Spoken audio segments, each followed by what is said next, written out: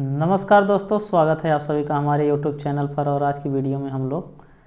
पढ़ेंगे एक पंचतंत्र की कहानी। पंचतंत्र की ये 3rd नंबर की कहानी है, तीसरी है, और जिसका टाइटल है the fox and the grapes. देखिए यहाँ पे लिखा है the fox and the grapes, मतलब फॉक्स मीन्स होता है लोमड़ी and the grapes, grapes means अंगूर होता है। तो लोमड़ी और अंगूर की ये कहानी है। तो इसको हम लोग इस वीडियो के माध्यम से पढ़ेंगे और जो है इसमें जो आए हुए हैं वर्ड्स मीनिंग इसको देखेंगे तथा इसके स्ट्रक्चर्स को देखते हुए अपने इंग्लिश को सुधारेंगे। तो यहाँ पे देखिए, यहाँ पे लिखा है one on a bright sunny day. तो the fox and the grapes में है on a bright sunny day. तो एक सनी डे मतलब धूप वाले दिन में, ऑन ए ब्राइट मतलब चमकीले, तो एक चमकीले धूप वाले दिन में अ फॉक्स एक लोमड़ी स्पॉटेड ए वाइन यार्ड। अब देखिए वाइन यार्ड होता है जो है अंगूर की बाग। तो ए फॉक्स एक लोमड़ी spotted pi a wine yard मतलब एक जो है अंगूर की बाग जो है वो देखी या पाई। द वाइन यार्ड, अब देखिए the wine yard was full of ripe. तो द वाइन यार्ड मतलब अंगूर का बाग, वाज फुल मतलब भरा हुआ था, ऑफ राइप मतलब पके हुए, पर्पल, पर्पल मतलब बैगनी, बिग, पर्पल बिग राउंडेड मतलब जो पर्पल, बिग राउंडेड मतलब बड़े बड़े जो है बैगनी और बड़े ग्रेप्स अंगूरों से, hanging on the creeper plant, hanging मतलब लटकते हुए, ऑन ए क्रीपर प्लांट मतलब लता से, एक लता से लटकते हुए, दैट जो हंग हाई ऑन अ ट्री जो एक हाई ट्री मतलब पेड़ पर ऊपर जो लटक रही थी, जो लता जो है लटक रही थी पेड़ के ऊपर, उस पर वो अंगूर जो है वो कैसे लटक रहे थे, वे पके हुए थे, पर्पल थे और बिग राउंडेड मतलब बड़े बड़े थे, बड़े बड़े पीले और बड़े बड़े जो है बैगनी और पके हुए थे। देखिए the fox got hungry, the fox got hungry, the fox मतलब लोमड़ी, गॉट हंग्री मतलब वो भूखी हो गई, got hungry, the fox got hungry भूखी हो गई, जस्ट बाय लुकिंग देख करके, एट दीज ग्रेप्स। तो इन दीज ग्रेप्स इन अंगूरों को देख करके, लुकिंग इन अंगूरों को देख करके, द फॉक्स गॉट हंग्री मतलब लोमड़ी भूखी हो गई। दीज आर सो बिग, अब देखिए these are so big, a so big बहुत बड़े हैं, ये बहुत बड़े हैं, पर्पल पीले हैं, एंड जूसी और रसीले हैं, जूसी जूस मतलब होता है रस या, और जूसी मतलब रसीले। तो ये बहुत बड़े हैं, बैगनी हैं और रसीले हैं। आई एम श्योर मैं निश्चित हूँ, आई एम श्योर मैं निश्चित हूँ, they must be really sweet to eat, they must be really वे होंगे, रियली वास्तव में, sweet and sweet to eat वे वास्तव में खाने में मीठे होंगे, they must be really sweet to eat वे खाने में मीठे होंगे, वो वास्तव में खाने में मीठे होंगे। ही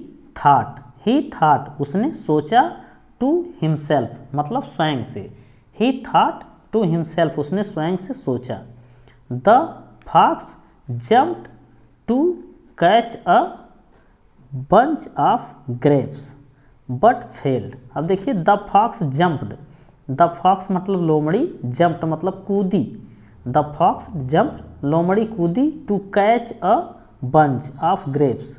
टू कैच मतलब पकड़ने के लिए, अ बंच, बंच मतलब गुच्छा, ऑफ ग्रेप्स मतलब अंगूर के गुच्छे को पकड़ने के लिए लोमड़ी कूदी, बट फेल्ड लेकिन क्या हुई, लेकिन फेल्ड मतलब लेकिन फेल हो गई मतलब असफल हो गई, लेकिन असफल हो गई। He tried again, he tried उसने प्रयास किया, अगेन, अगेन मीन्स पुनः, तो उसने पुनः प्रयास किया, ही ट्राइड अगेन उसने पुनः प्रयास किया, but he could not reach them, but लेकिन, he could not reach them लेकिन वह पहुंच नहीं सकी, but he could not reach them.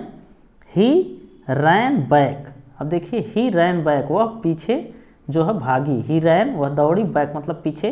तो मतलब वह पीछे भागी, and forth to built up speed,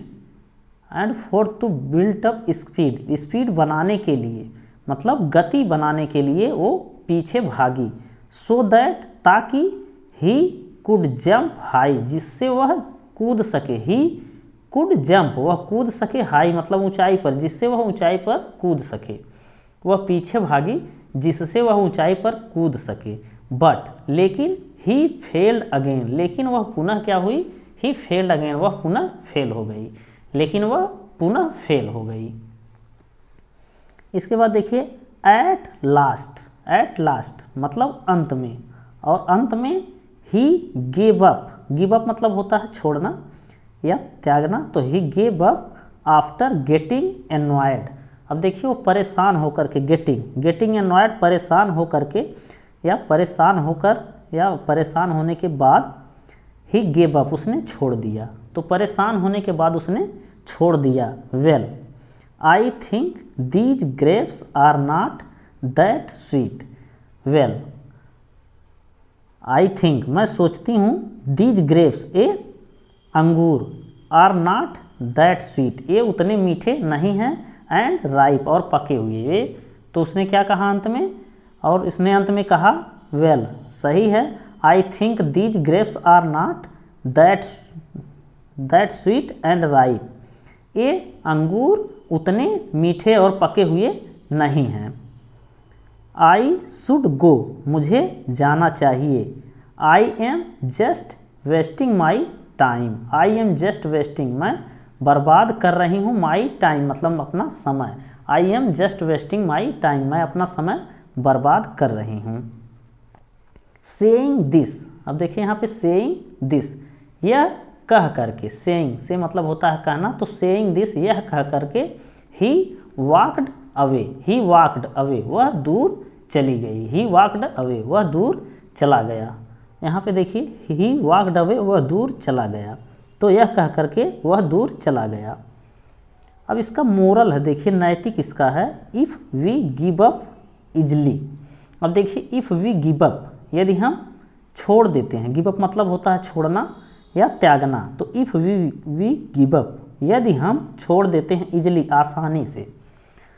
यदि हम आसानी से छोड़ देते हैं, we will never know, we will never know हम कभी नहीं जान पाएंगे, वी विल नेवर नो हम कभी नहीं जान पाएंगे, द गुडनेस ऑफ थिंग्स मतलब गुडनेस मतलब अच्छाई, ऑफ थिंग्स मतलब चीज़ों की, तो चीज़ों की अच्छाई, वी विल नेवर नो हम कभी नहीं जान पाएंगे। तो इसका मतलब होगा कि यदि हम आसानी से कोई भी चीज़ छोड़ देते हैं तो हम उसकी अच्छाई को नहीं जान सकते। ये इसका मोरल है, कहने का मतलब ये है कि किसी भी चीज़ को इतनी आसानी से नहीं छोड़ना चाहिए, जब तक उसको जो है जान ना लो तब तक उसको नहीं छोड़ना चाहिए। जैसा कि इसमें लोमड़ी ने क्या किया, लोमड़ी ने क्या किया कि उसने जो है वो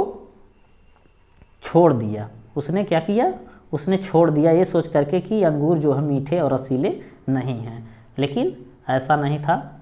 वो उसने अगर प्रयास किया होता तो शायद वो अंगूर को खा पाती, और उसके प्रयास करना चाहिए। कहने का मतलब यही है, मोरल इसका यही है कि हमें किसी भी चीज़ को इतनी आसानी से नहीं छोड़ना चाहिए, उसके लिए प्रयास करना चाहिए।